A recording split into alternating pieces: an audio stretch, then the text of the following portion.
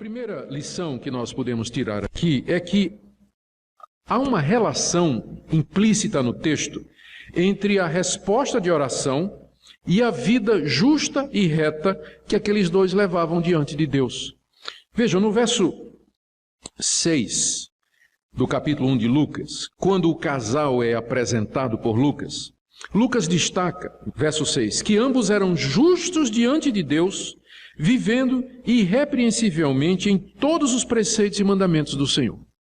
Era um casal temente a Deus, que buscava a Deus, que andava nos caminhos de Deus, que respeitava a Deus, que levava o relacionamento com Deus muito a sério. Em seguida, no texto que se sucede, o anjo, quando aparece a Zacarias, diz no verso 13, Zacarias, não temas, porque a tua oração foi ouvida. A tua oração foi ouvida. E no verso 24 diz que Isabel concebeu. Vocês percebem a ligação? O texto apresenta o casal como sendo um casal temente a Deus. Em seguida, vem o anjo dizendo, a tua oração foi ouvida, e depois, então, ela é engravida. Há uma relação entre o fato de que Deus respondeu àquela oração e o fato de que o casal era um casal piedoso, era um casal temente a Deus. E você vai encontrar essa relação na Bíblia toda.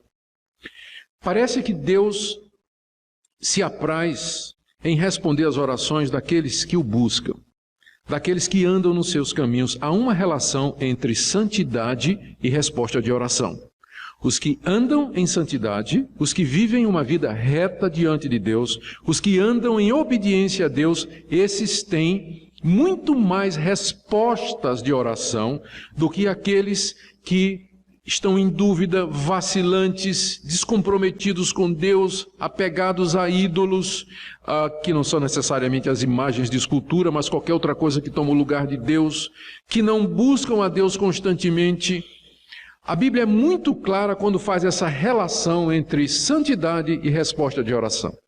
Então, antes de você reclamar de Deus ou questionar a Deus porque é que Ele não responde às suas orações, faça uma análise da sua vida. Você está andando em retidão diante de Deus? Você está andando pelos caminhos de Deus, fazendo a sua vontade? Porque há essa relação na Bíblia. O Senhor Jesus Cristo disse, se vocês andarem na minha palavra, se vocês permanecerem na minha palavra e minha palavra permanecer em vocês, vocês pedirão o que vocês quiserem e será feito. Há essa relação que o texto, então, nos deixa muito claro. O segundo ponto que eu queria destacar aqui é que mesmo que a Bíblia nos ensine que Deus responde mais às orações daqueles que andam numa vida reta e santa, isso não significa que as nossas orações são resultado do nosso mérito. O que é interessante aqui é o seguinte. Zacarias era esse homem que o texto diz no verso 6, que era justo e reto diante de Deus e que vivia irrepreensivelmente nos caminhos de Deus. Orou muitos anos por um filho. Quando o anjo Gabriel apareceu, anunciando que a oração foi respondida, qual foi a reação desse homem justo, irrepreensível e que andava nos mandamentos de Deus? Eu não acredito. Então, você percebe que a santidade e a retidão nossa aqui nesse mundo, ela nunca é absoluta. Zacarias era um homem santo, mas ele podia ser incrédulo também. Ele podia duvidar de Deus. Na hora em que precisou, faltou-lhe fé, confiança em Deus, acreditar em tudo aquilo que ele tinha pedido durante tantos anos. Deus, assim mesmo, apesar da incredulidade de Zacarias, respondeu à oração dele, porque as respostas de oração, como eu disse, embora pareça que Deus se apraz em responder às orações dos que o buscam, mas o resultado das nossas orações não são por causa dos nossos méritos. Porque você tem aqui esse homem que claramente duvidou, todavia Deus manteve a resposta. Deus ainda assim disse, você vai ter do mesmo jeito, só vou lhe castigar, você vai ficar mudinho, vai ficar quietinho, não vai falar nada. Talvez Isabel até agradeceu, né? Se Zacarias fosse aquele tipo de marido que ficava falando muito, né? Então Isabel até ficou feliz da vida. Mas o ponto aqui é que sempre é pela graça.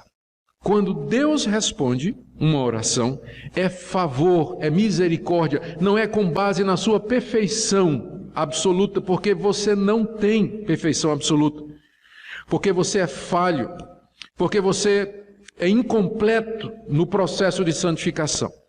Essas duas coisas andam juntas. Por um lado, a Bíblia diz: ande nos caminhos de Deus e Deus vai responder suas orações. Por outro, a Bíblia diz: ainda que você ande nos caminhos de Deus, você nunca vai fazer isso de maneira perfeita. Portanto, quando Deus responder, é sempre graça, é sempre misericórdia.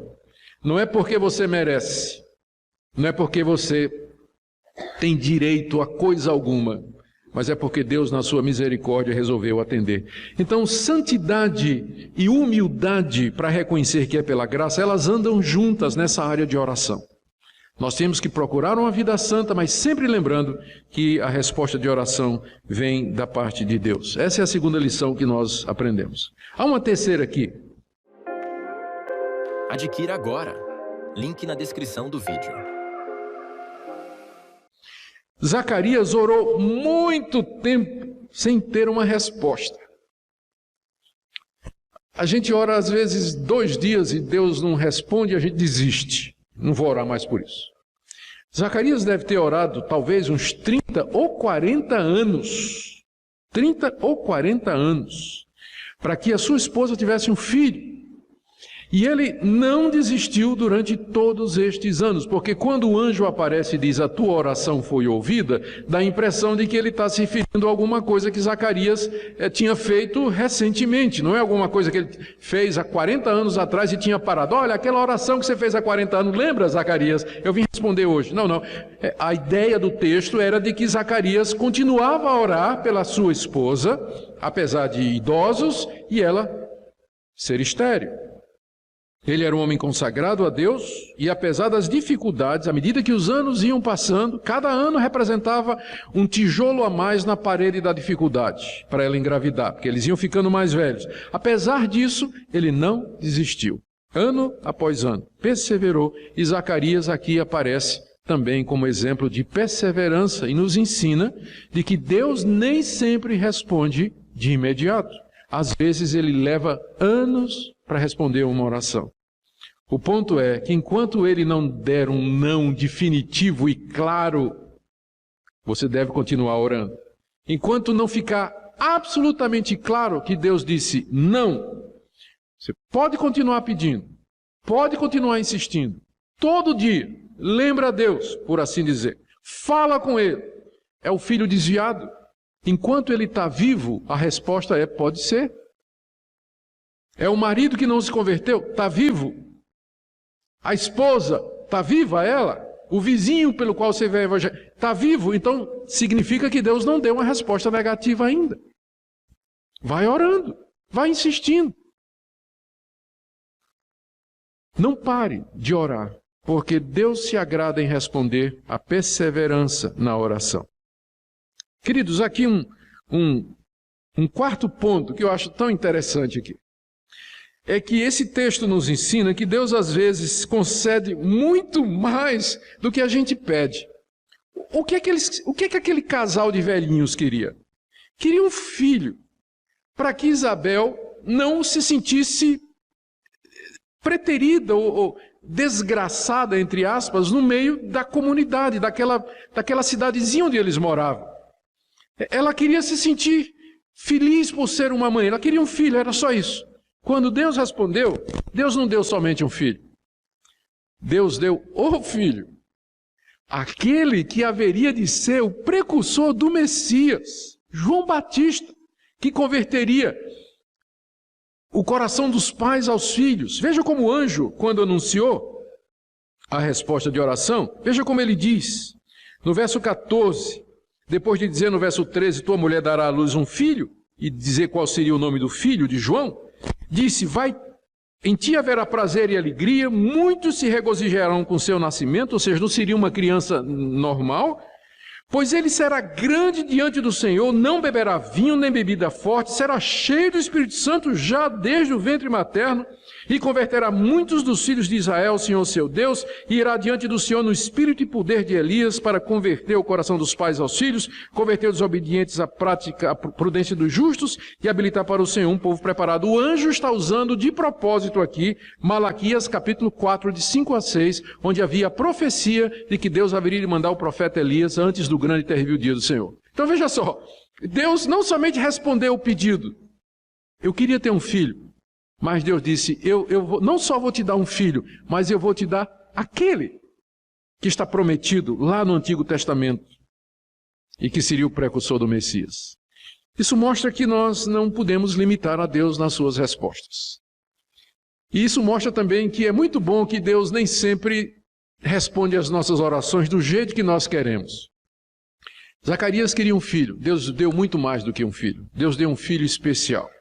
Deus deu um filho que seria uma bênção, que ficaria na história por toda a eternidade. Alguém que faria a diferença no mundo. Quando nós orarmos e pedirmos a Deus aquilo que está no nosso coração, estejamos abertos para ver respostas maiores do que aquilo que nós imaginamos, porque está escrito que Ele é poderoso para fazer muito mais, além daquilo do que pedimos ou pensamos, segundo o seu poder que opera em nós. Às vezes nós limitamos Deus, nós dizemos, não, isso aí Deus não pode fazer, é impossível. Não tem... imagina, Deus fazer... Não tem limites ao que Deus pode fazer. E agora eu quero ir ao último ponto, e que tem a ver com uma dificuldade que muitos têm com relação à oração. E o último ponto é o seguinte: de uma forma misteriosa, nós aprendemos aqui desse texto, de uma forma misteriosa, as nossas orações funcionam em plena harmonia com os decretos eternos de Deus. Aqui nós temos um dos muitos lugares na Bíblia onde se responde à pergunta: se Deus já planejou tudo, por que orar? Se Deus já sabe, por que eu vou orar? A chegada de João Batista tinha sido decretada por Deus desde a eternidade. Os profetas de Israel falaram a respeito do precursor. Lá em Isaías está dizendo, preparai o caminho do Senhor, aplainai as suas veredas. Era uma referência ao ministério de João Batista. O profeta Malaquias diz, eu vou mandar o profeta Elias, antes que venha o grande e terrível dia do Senhor, que vai preparar o meu caminho e vai converter o coração dos pais aos filhos. Era uma referência a João Batista. Desde a eternidade, Deus tinha decretado que João Batista haveria de vir antes de Jesus. E que ele viria no poder, é isso que a expressão significa, no poder e na autoridade do profeta Elias, não é a reencarnação de Elias, mas viria no mesmo estilo de Elias, que foi um grande profeta, restaurar os caminhos de Israel, preparando o Messias. Isso estava profetizado, estava escrito na Bíblia, havia sido decretado por Deus desde a eternidade. E coincidiu com aquele velhote pedindo para ter um filho. Ele decretou, ele planejou, ele determinou desde a eternidade que no tempo certo Zacarias ia encontrar Isabel, que Isabel seria estéril e que naquele dia, 30 anos depois do casamento, Zacarias ia ser escolhido para entrar lá no templo para oferecer incenso. Isso só acontecia uma vez na vida do sacerdote. E que o anjo viria e diria, sua oração por sua mulher, que você está fazendo há 30 anos, foi respondida.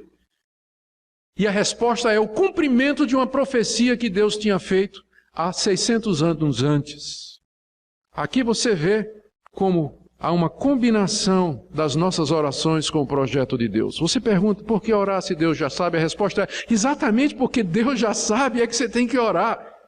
Para que orar se Deus já determinou tudo? Exatamente porque Deus governa o mundo, é que você tem que orar. As suas orações, elas não são ilusórias, elas são reais. Deus, de uma maneira que nós não entendemos, Ele determinou que a sua oração fizesse a diferença. Ele de fato ouve as orações. Ele escuta o que você pede. E a sua oração vai fazer a diferença, e quando fizer, no final, será exatamente como Deus queria e como Ele planejou e decretou. Percebem como junta aqui? Esse casal orando por um filho, estava nem imaginando. E quando Deus respondeu, foi exatamente para cumprir o que Ele tinha decretado e planejado. Então, quando as pessoas levantam essa questão entre a oração como sendo algo do homem, é incompatível com a soberania de Deus, é incompatível com os decretos de Deus e a maneira como Deus governa o mundo, elas revelam um desconhecimento da Bíblia muito grande. Ou limitam a Deus, porque eles imaginam que Deus não pode, sendo Ele quem é, planejar o mundo, organizar o mundo, orientar o mundo de tal maneira que através das suas decisões e das minhas decisões, no final, o plano dele seja exatamente como ele queria. Esse é o nosso Deus. Não tem limites para o que ele pode fazer. Então, a sua escolha, a sua decisão, as suas orações, a sua busca de Deus, pode saber que não são movimentos ilusórios no tabuleiro da predestinação, mas são decisões reais. São orações verdadeiras e Deus escuta e dá respostas reais e verdadeiras. E ao mesmo tempo em que isso está acontecendo, Deus está cumprindo o seu plano determinado antes da fundação do mundo. Lá desde a eternidade. Não há incompatibilidade entre a soberania de Deus e a responsabilidade humana. As duas coisas andam juntas. Nem sempre percebemos como elas se relacionam, como eu tenho certeza que Zacarias e Isabel, quando estavam orando, não estavam dizendo assim: Senhor, cumpre em nós aquela profecia de Malaquias, nós queremos que nosso filho seja o profeta Elias. Eles não estavam nem conscientes disso. Como nós também não precisamos estar conscientes dos planos soberanos de Deus, porque muito do que Deus quer e planeja é mistério mesmo, a Bíblia não revela. Está na mente de Deus, mas nós podemos confiar que as suas promessas são verdadeiras. Ele mandou que nós orássemos. Ele orienta que nós oremos. Ele nos chama, nos encoraja, nos convida a orar e buscá-lo. E porque nós confiamos nele, não é porque nós entendemos Deus, mas porque nós confiamos em Deus, é que nós nos ajoelhamos todo dia e oferecemos orações, pedidos e súplicas, como se elas de fato pudessem mudar o curso da história, a vida das pessoas, alterar as circunstâncias, e elas de fato fazem isso dentro do plano maior desse Deus soberano.